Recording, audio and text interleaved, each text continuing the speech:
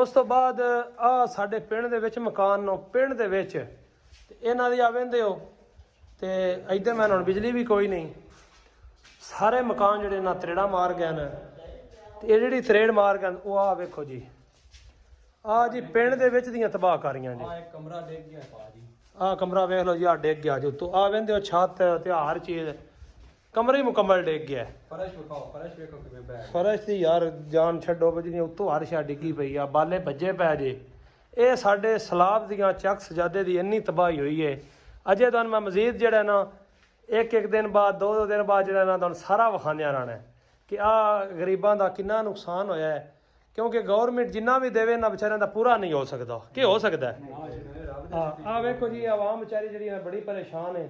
ਮੇਰਾ ਭਾਈ ਆਪਣੀਆਂ ਦੋਵਾਂ ਡਿੱਗੀਆਂ ਪਈਆਂ, ਮੈਂ ਕਿਸੇ ਨੇ ਕੀ ਆਖਣਾ, ਲੇਕਿਨ ਸਾਰੀ ਆਵਾਮ ਦਾ ਭਾਜੀ ਸਾਥ ਹੈ, ਸਾਰਿਆਂ ਦੀ ਵੀਡੀਓ ਬਣਾ ਰਹੇ ਹਾਂ ਤੇ ਗੌਰਮੈਂਟ ਤੱਕ ਸਾਡੀ ਵੀਡੀਓ ਜਾਏ, ਉਹ ਵੇਖੇ ਤੇ ਤਾਂ ਹੀ ਸਾਡਾ ਜਿਹੜਾ ਨਹੀਂ ਕੋਈ ਕੰਮ ਸਿੱਧਾ ਹੋਵੇ। ਤੇ ਉੱਤੋਂ ਮੁੜ ਬਾਰਿਸ਼ ਲੱਗ ਗਈ ਹੈ ਤੇ ਅਜੇ ਤੀਜੇ ਰੇਲੇ ਦਾ ਵੀ ਸਾਈਂ ਦੱਸਦੇ ਪੈਣ, ਅੱਲਾਹ ਪਾ ਕੇ ਖੈਰ ਕਰੇ।